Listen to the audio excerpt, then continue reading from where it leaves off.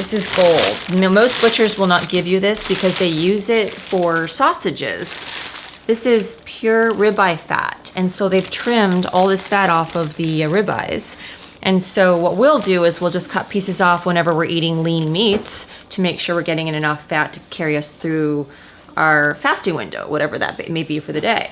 Fatty meats are the absolute key to fasting, I believe. And I learned the hard way.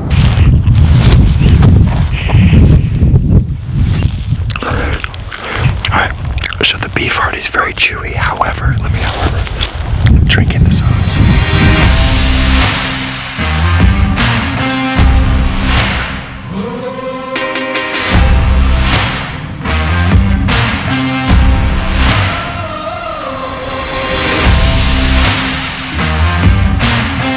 What's up, friends? So we take food quality very seriously, and we think you should as well. I know a lot of you go to Costco, go to Sam's Club, Walmart, things like that for food. We're gonna share with you how to get really good animal products locally. Deanna goes to this butcher, and we're gonna take you through the process, share with you kind of how she decides what's good quality, what's not good quality, what cuts to get, what organ meats to get, what to buy.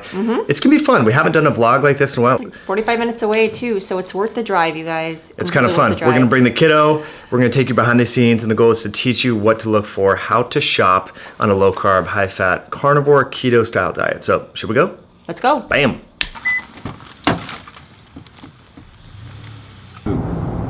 It's just so worth the drive. And I hate to drive, you know that, Mike, but when we're eating meat the way we do, you want to make sure you get it from a good local source. And this meat is fresh. You know, these guys are going out of their way to cut up bones for us, to give us fresh organ meats from animals that aren't stressed out, that are humanely treated. You know, everything about it is such good quality. It's worth it. Yeah, and what about the fat and the importance of having fat on a carnivorous or eating one meal a day? Oh, it's so important. You know, either whether we're doing one meal a day or just a short feeding window in general, good healthy fats will help you get through your fast. And you know, especially if you're doing like a 22, 23, 24-hour fast daily. So we eat a lot of fat in our household.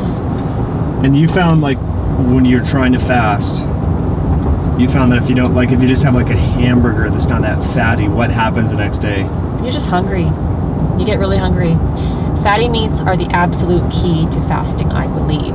And I learned the hard way. I was eating a lot of protein when I first tried to do OMAD in general, probably way too much protein. So I significantly cut down my protein from like 170 grams to perhaps, I would guesstimate 120, 110, sometimes 100. And then replace that ratio with good fats, still low carb, so much better. Game changer. Hormones are better. My weight is better. I feel better. I know I look better. It's, you know, that fat and protein ratio you have to play around with. Everybody is different.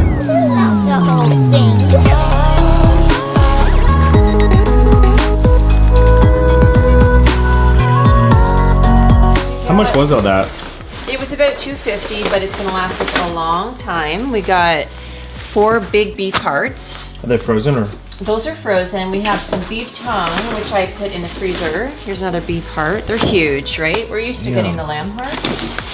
And then we have a bunch of marrow bones, which I get really excited about.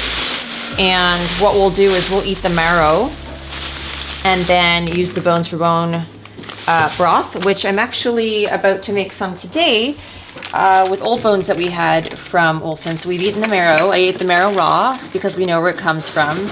Literally, the cow was butchered 2 days before we ate the marrow, so it's super fresh. And then today I put them in the freezer and then make the beef broth. Or you can just make a good soup. You can make like a nice beef broth for some soup whenever you want some soup. So my favorite purchase today is this, believe it or not. And if you look inside, this is gold. Most butchers will not give you this because they use it for sausages. This is pure ribeye fat, and so they've trimmed all this fat off of the ribeyes. And so what we'll do is we'll just cut pieces off whenever we're eating lean meats to make sure we're getting in enough fat to carry us through our fasting window, whatever that may be for the day.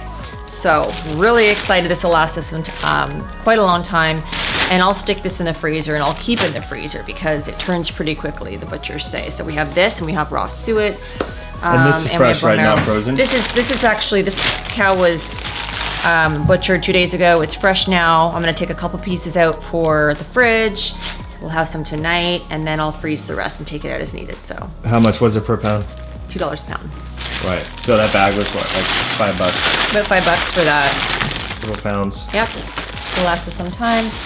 And then, oh, we have some other goodies. We have pork jowl bacon, which I've never tried before. And the butcher did say that everything was pretty much organic, grass-fed. Some of the meats we got were grain finished, meaning that the cows will eat the grains for the last 60 days. So whenever you buy ribeyes that have a lot of fat and very marbled, chances are it was eating grains for the last 60 days because that's what fattens up the cows. So whenever you get ribeyes that are very, very, very lean, probably they're, unless they were trimmed, they're grass-fed, grass-finished. So he educated me about that, and I thought that was really neat. And then we have some head cheese, which is basically pork cheek, pork snouts, pork skins, onion, salt, spices. And I've never had this before, so I just wanted to try it.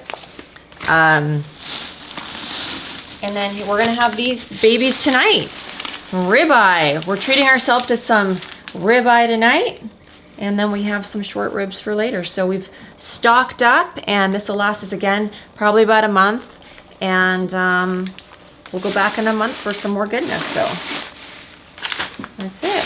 One more thing I forgot was we got some, these are $2 veal livers, and liver is a great source of iron, especially for females who are menstruating.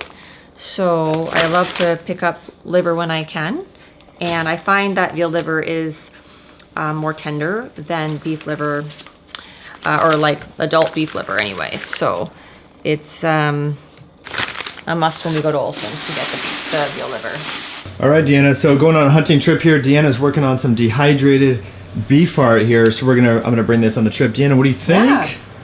You're gonna have so much CoQ10 on your hunting trip. Heck yeah. All right, guys, so dinner on the mountain has been rehydrating this dehydrated beef heart that Deanna made. So what I'm gonna do is I'm gonna crush this up, put it in the jet boil, and let it sit there for about 10 minutes. I'm gonna do some push-ups in between, okay? I'm gonna crush up. This is all the food I have left, really, which is not much, considering how much exercise we're doing. So I take like about 5 strips, which is a little more than that. I'm gonna crush it up, put it in there. Then I have a coconut fat bomb. I'll cut a piece off and bring it to a simmer. And that's gonna be dinner. Pretty basic, but beef heart's unique because it has coenzyme Q10, carnitine.